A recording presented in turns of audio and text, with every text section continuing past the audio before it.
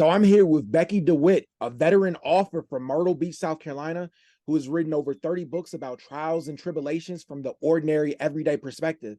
Now at 67 years old, she's not slowing down. She is so confident about her newest trilogy series, Contempt, Reasons, and Sabotage, that she is already preparing to pitch it to Netflix and Hulu, and is even enrolled as a student in the Film and Television Essentials program at NYU to learn about the streaming business. How are you doing today, man? I'm doing great. How you doing? Thank you so much for taking the time. This is my first time interviewing you. Where are you from originally? Myrtle Beach, South Carolina. Oh, wow. What was it like growing up in Myrtle Beach? Um, I would say it was very interesting. I've got an interesting background. I left and went to college, the University of South Carolina. I left and I was a flight attendant with Delta. It's just one of those things where I ended up living in New York City, working on Wall Street. And then at some point in time, I decided to move back home and raise my children. So life has just been life. You just go through life. And I always say that I really didn't grow up to know what I was going to be. Initially, I was supposed to be an attorney to go into my family's law firm, but I just did a lot of things. Had fun. It sounds like it. I'm really impressed. Like of all the things you just named, I would like to get into a lot of those because of time. When did you start off, and realize that you wanted to be a writer? Well, what happened was this was, I think, over 20. Our first book was in 1999. So my pastor had prophesied over me in church that Becky, God said you're going to write books. And I'm like, okay, yeah, right. I'm like, okay, right. People, get those type of prophetic words. But initially, what happened was I started writing. And now that I think about it, 20 some years later, when you think about stuff like that, when I was in high school, when I was in college, you always write term papers. I wrote grants. And then, I remember like in sixth grade, I still are friends with these people.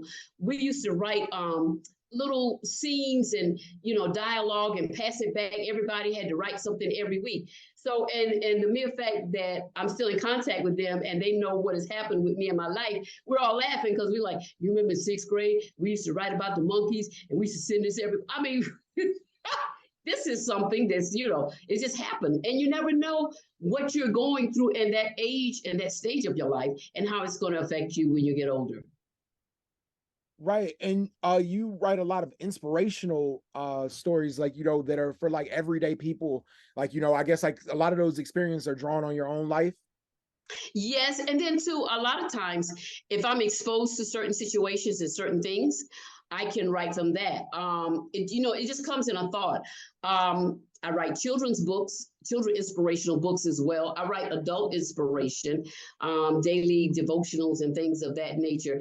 I just recently wrote a book called Selah Learns the Verses, and it's about a little girl learning Bible verses. Oh, now, how I got that? Now, listen, this is so funny. How I got that idea? I was talking to a friend. We were having, just a general conversation, and we started talking about Easter. Girl, you remember when we had to learn them speeches? Yes, and you had to have the socks, the frilly socks, and the Easter outfit, and you had to know your Easter speech. I said, okay. And from that, just that general conversation, I wrote a book called Selah Learns the Verses. That's amazing. I'm definitely going to get that book because I have daughters and I think they could benefit from that. Wait, let me show you something. There we go. Selah Learns the Verses. Yeah, Selah Learns the Verses. And it's so funny. My graphic artist said to me, well, Becky, I think that you need to have something by next Christmas because it came out last year. And I'm like, okay, she's pushing me. And I'm like, I wasn't even thinking about that. I was just thinking about that one book. As far as children's book, I wrote 6 books called the Destiny's Closet series. First started out as 3 books. Let me show you. This is the first one. There's 6 of them. Destiny's Closet. And it's about children learning how to pray. Okay. Because, in the African-American church that we'll hear, I'm going to my prayer closet. They always say that. Yeah. And so then you hear them saying that, and the kids said it. And, next thing I know, I'm writing a book. Here we go. Now, I took it through bullying, evangelism. I even had them grow up and go to college. I had them get jobs. Initially, it was supposed to be 3 books. And I wrote that 10 years ago. And 2 years ago, 3 more books popped out. Yeah, I think those books, like from what you've described, are very needed. As a father, because like I always am trying to tell my daughters, about God, about Jesus Christ, because I'm a believer, and like I think like sometimes having literature that applies to it, like that's written by African American people, like they can relate to us and our Hmm. experience, because like a lot of the books sometimes and stuff and everything, it don't necessarily resonate with us. Yes. I have a new project that I'm working on. It started because I did a little mini film from class at NYU Film Television Essential program. I wrote in a script, had to script film. It's about 13 minutes called Coding My Future. And I had my actors, scenes and script and, all of that. And so from that, now I'm interested in writing something about that for the African American male, young male, as well as young female. So I've already done the artwork, got the artwork in progress. And hopefully, if I stay focused, that should be released maybe February or March. That's amazing. How long does it usually take you to write a book? Okay, so I'm retired now. So when I was working, it just depends on the focus. If I'm really, and I don't have what they call, you get a dry spell or writer's block. My thing is focus. So if Okay. I'm really focused and I'm in a flow with God, I can write a book in 2 weeks.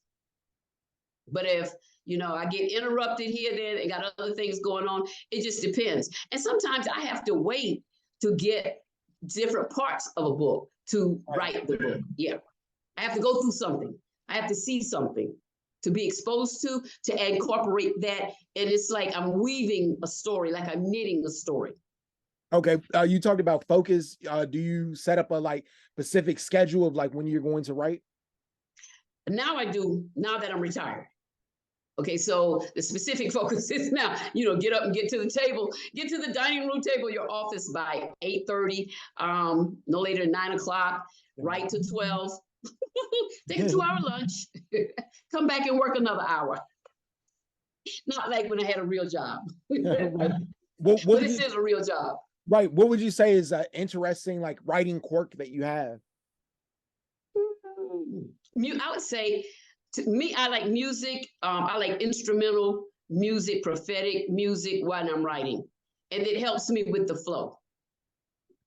That's nice. Where do you get like the information or ideas for your books? Because you were talking a little bit earlier about how like you have to be in tune with God. Like do you Mm-hmm. where does that information come from? Basically from him. Right. um, and sometimes I'll get a title, and I just have to research it. I really, I have to research the scriptures, and I'm like, what do you want to say? Just like the Selah verses, just like the children's book, and that Contempt series. Wow, that was that. One thing I say about Contempt. And it's like really underworld. It's got Asian, Black, mix. It's a melting pot. But the thing about it is, I tell people I've got, and it's like a drama. I mean, it's like a soap opera. It's just, turning, turning, turning. I have attempted suicide in the book, which people deal with every day. Right. I have kidnapping in the book. I have murder in the book. I even got plastic surgery in the book. But I got Jesus in the book. I had to put a pastor in there, and weaving all of that. Can you imagine? I got plastic surgery in the book. Okay. Right. Yeah, no, that sounds very interesting though. What's one of the most surprising things you've learned in creating your books? Um, let's see. I gotta think on that. That's a Selah. What did I learn in writing the book?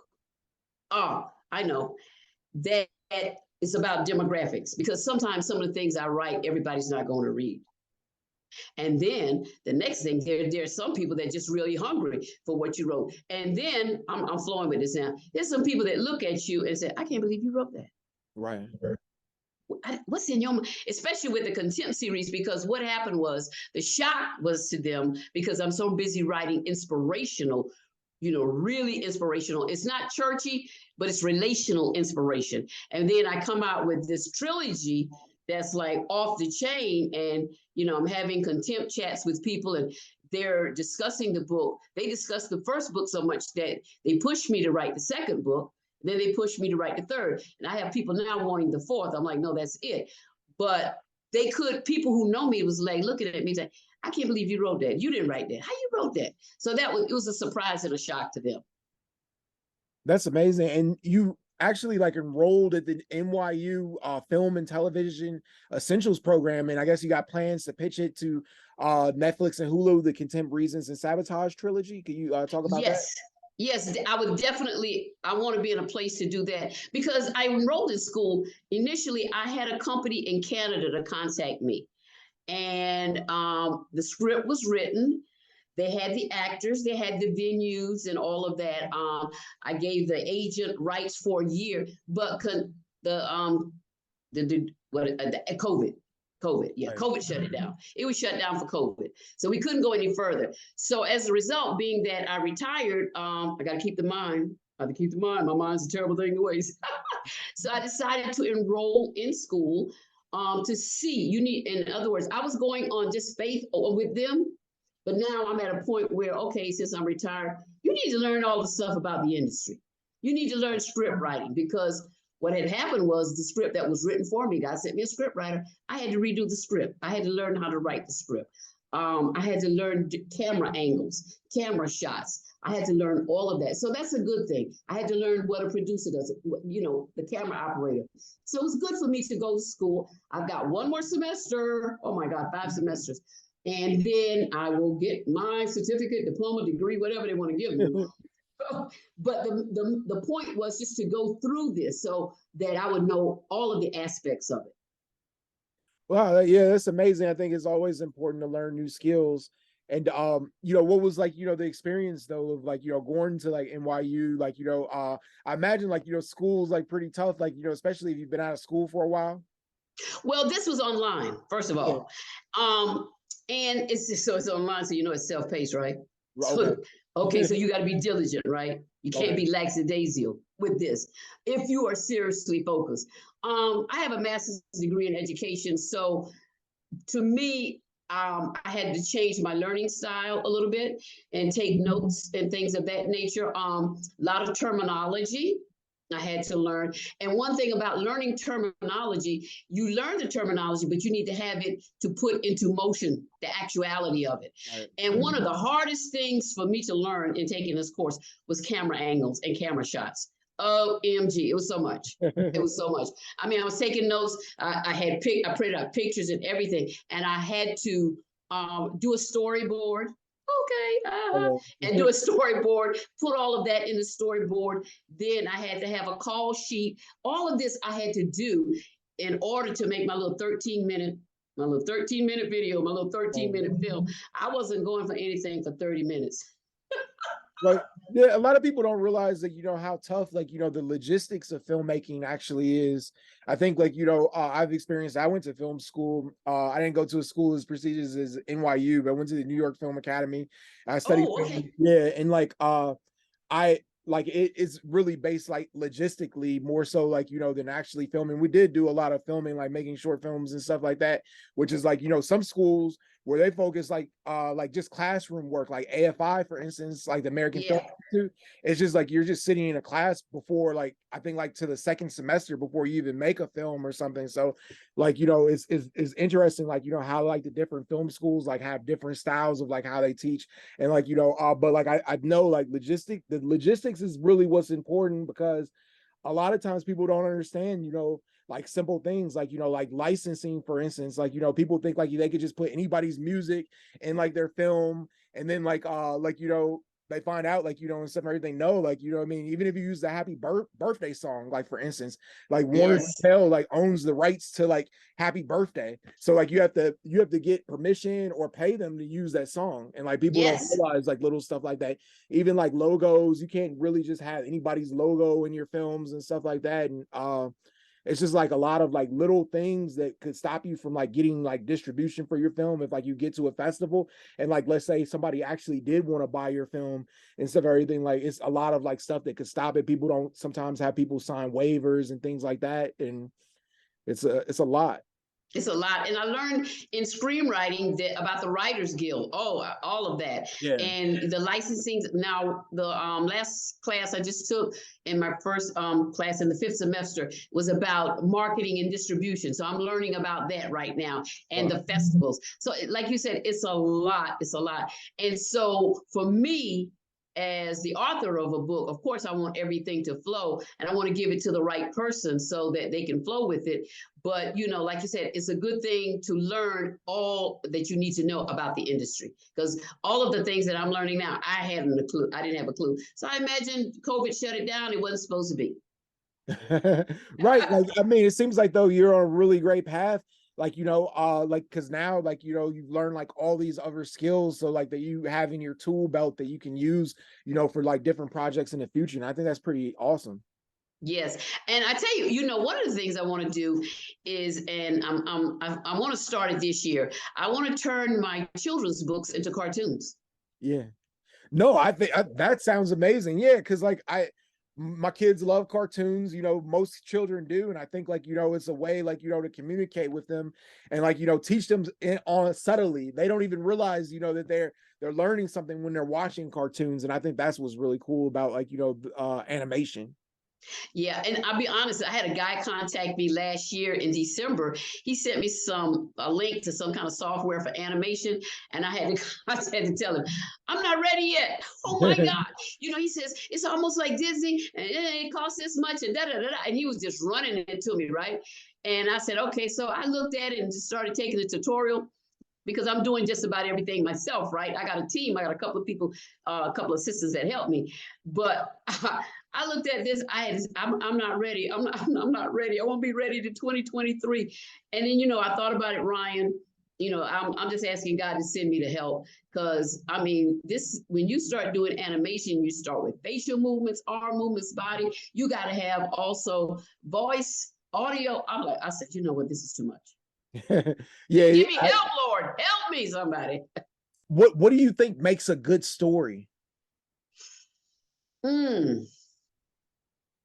You know what? You have to have several different elements. Okay. You got to have, the beginning, the first part, then you got to have that peak part where you have a little conflict. And then at the end, you got to have resolution.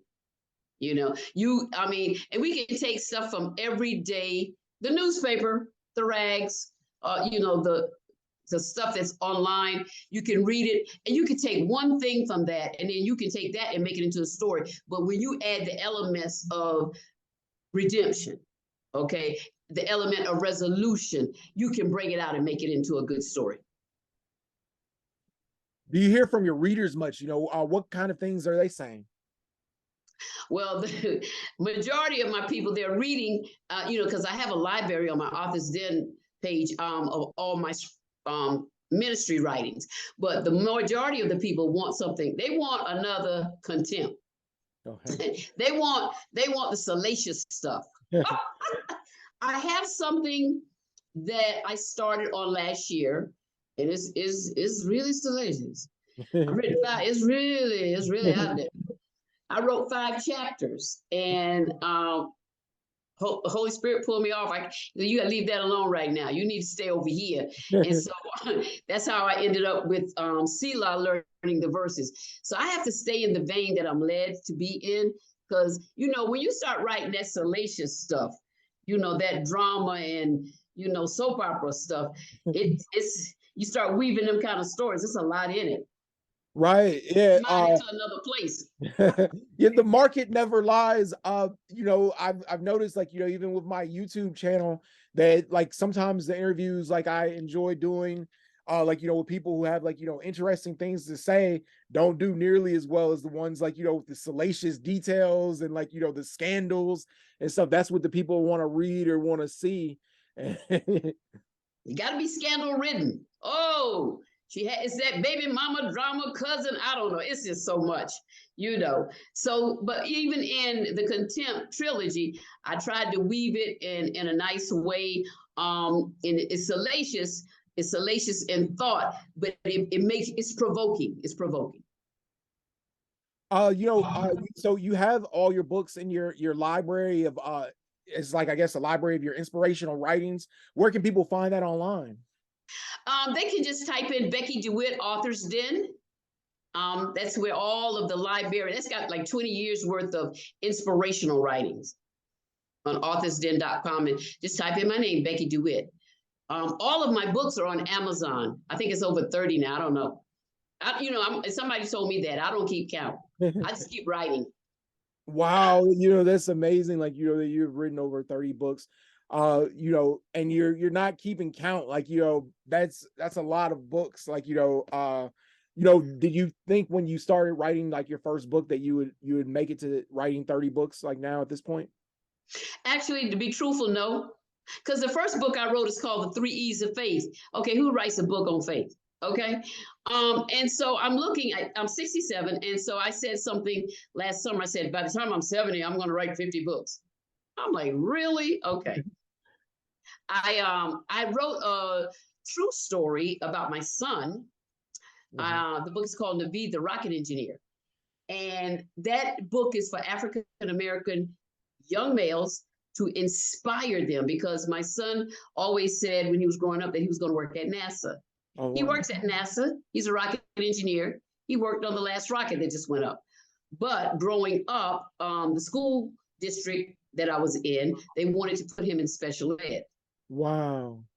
So, yeah. And the problem was the child was not interested in what they were teaching. He was mathematically and scientifically inclined. Flunked 8th grade after I spent all that money for tutoring. And went to 9th grade and got in, honors math and science. Went to college and went to Clemson. I'm from South Carolina, we get Clemson. He went to Clemson and got his master's degree in engineering and worked at Boeing. And now he's at NASA in New Orleans, working on the next rocket. So that's a story that I took a life experience, and I wrote that one in 2 weeks. Having a master's in education, and also like, with the experience of your son, there's a lot of like, people who think like, that classrooms are outdated. Like, the way that we teach and stuff should be, it should be changing, it should be evolving like with the times, because, education really hasn't changed much. Well, I'm all for the classroom because I'm all for structure. But then there's another side that we have to incorporate. We have to incorporate the different learning styles. Everybody cannot just sit and take notes. And so some people are auditory, So you have to, teachers nowadays have to learn the different learning styles, and you have to compile what is necessary to convey the idea to the child. And some children learn in better environments than others. Right. So, and this thing that I'm working on now about coding, I didn't find anything out about that until I did the video, until I had to learn, how to do the video with my actors. So as a result, now my mind's going towards coding. I'm looking out there like, well, who's coding? Is any African American children coding? Do we have a coding, and I'm learning so much. It's a spark. So now I'm going to have a book on that. It's going to come out soon. Oh, what's one you learned about coding that you could share? I'm learning that, okay, so guess what? The stuff that I learned is outdated. Nobody does BASIC anymore. Nobody does Fortran. Okay, so they have new things like Python. So I started learning from that aspect. And then, and then I'm learning about STEM even more, science, technology, engineering, and mathematics. Then they've got different programs. So I have that. One of the things about writing a book like that, when you're given that thought, you got to do some homework and research. So I don't know what else is going to come out of it besides of a book, simply because of the fact I started out with a film. Now I got a book. Now I'm doing homework to find out everything that I need to incorporate it within the book. Yeah, that's really cool. Like, how does social media play into you promoting your books? Well, I have an assistant that she has me. I think she did something on TikTok, Facebook, Instagram, Twitter. I don't know what else. I used to do. Listen, I just was basic Facebook and Twitter. She took it over. I just say run with it. Right. You have to get somebody younger. So you have to get a young person who is used to social media. Most definitely. Becky DeWitt, thank you so much for taking the time. I really appreciate you. Thank you, Ryan. I appreciate you. And keep in touch. Most definitely. Keep in Yeah. touch. You need to keep in touch with me because you never know. In 2 weeks, I might be doing something else. Oh, for sure. You're always welcome back anytime. I really enjoy speaking with you. And like I'm always like, supportive of creators and writers, especially, so anytime you drop a book and stuff and everything, I love to write a review. I'm definitely gonna get those books for my kids because I think it's much needed, because like I like, always I'm trying to tell my kids about like, God and Jesus Christ, and like any books that can help me do that, like, is that's a good thing. Well, let me ask you a quick question. What are the ages of your children? My daughters are 8 and 7, and then my son is 4. Okay, then you will like the Selah learns the verses, and you will like well, your daughter, the oldest is 8. Yep. The first 3 Destiny's Closets are good for you. The second 3 is when they're in their teenage years going to college. Okay. Yeah, Yeah, so I'll get them for that one for the future. Just hold on to it. It's good. Like, I really emphasize like reading. My oldest daughter, she loves to read. The youngest one doesn't like to read so much. So like, but like, she can read. She just like isn't into it so much as like her older sister. But we're trying to like, change that and emphasize like, the importance of reading books. Because I think yeah, it's really important, especially to have books, by like by people who look like you and like, where you're represented. I think that's, yes. so And she might like it because they're dialogue driven. So maybe if your older daughter just starts, reading the dialogue and making voices for the different characters, she might like that. That's the reason why I've got to turn these into a cartoon. yeah, that sounds amazing. Becky DeWitt, Yes. thank you so much for your time. I really appreciate you. Thank you. You listen, you be blessed. Keep in touch. You too. I will. Okay. All right. Bye bye. Have a great one. You too.